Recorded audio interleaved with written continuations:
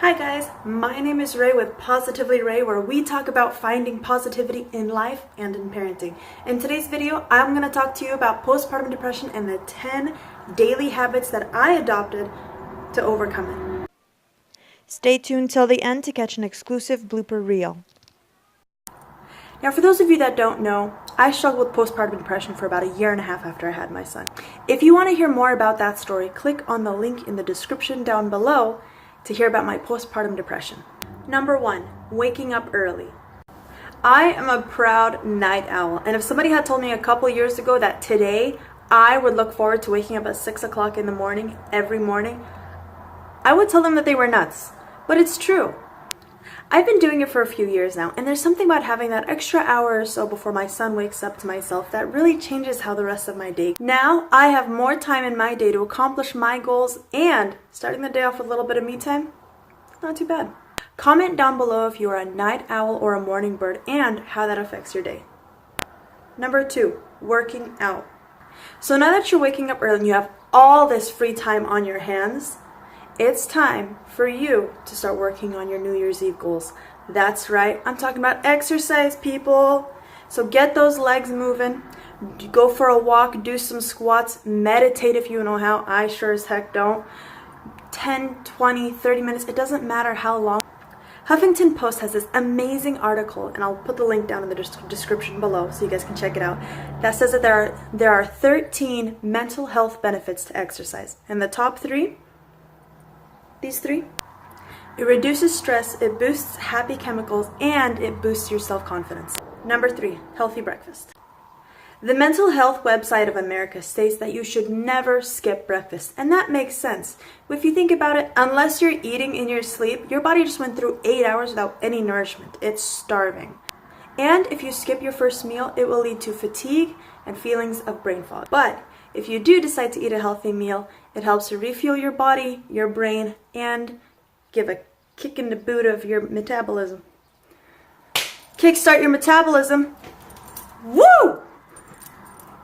Kickstart your metabolism. I personally love having a bowl of oatmeal and some fresh fruit for breakfast.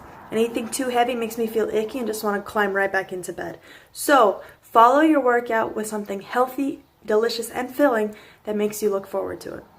Number 4, think of something you're grateful for. When I was in the really dark throes of depression, I kept a list right by my bed of the top 10 things that I liked about myself. That way it was the first thing that I saw in the morning. And it had things that were really simple, like the color of my eyes, my hands. I like the calluses for some reason. And my lips. I like the shape of my lips. Just a couple little simple things that I liked about myself. That way, when I woke up in the morning and it was the first thing that I saw, no matter how bad the rest of the day went, I'd be like, I don't care if I got a missed call from my dentist. I have pretty eyeballs. Whatever. I don't care if I can't fill the dishwasher correctly on my first time, because then I have to restack it all, and because I have cool hands, or I like the shape of my lips. Just little things that I can be grateful for throughout my day whenever I'm having a bad moment. So I highly suggest that you start off your morning with just thinking of something you're grateful for. Now this worked for me because I was battling low self-esteem. You can always write about your kids, your car, your spouse, whatever it is you are grateful for. Number 5, drink a happy drink. Now that you've woken up early, worked out, and eaten a healthy breakfast, I want you to pour yourself a hot beverage, put your phone away, and sit. I want you to feel how that cup feels in your hands. That warmth, that's almost unbearably, almost too hot warmth, but that you don't want to put down. Smell your cup of tea, your coffee, whatever you prefer. Just smell it. Breathe it in. Feel how it touches in your lungs and how it affects your body. Just feel every moment. Take a sip. Oh God, that's so good. Take a sip and relish the taste, the flavor. And when you live in that moment of you just sitting in your calm and sitting with your cup, nothing else matters. not the mistakes of yesterday or the promises of tomorrow. That moment right there. Life moves so quickly these days. We kind of tend to take for granted those little moments.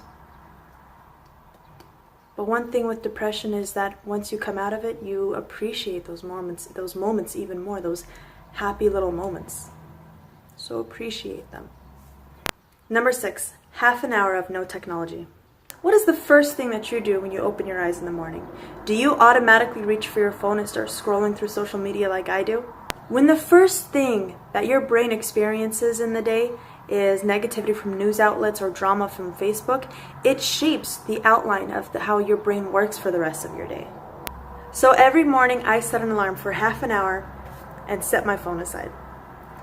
Don't look at it for that entire time and just do whatever I needed to. Either sit there and just think about my thoughts and journal maybe, or even just spending that half an hour running around and doing last minute cleaning. You will be amazed at just how much you get done in a half an hour and just how fast that time flies. Number 7, open up to one person.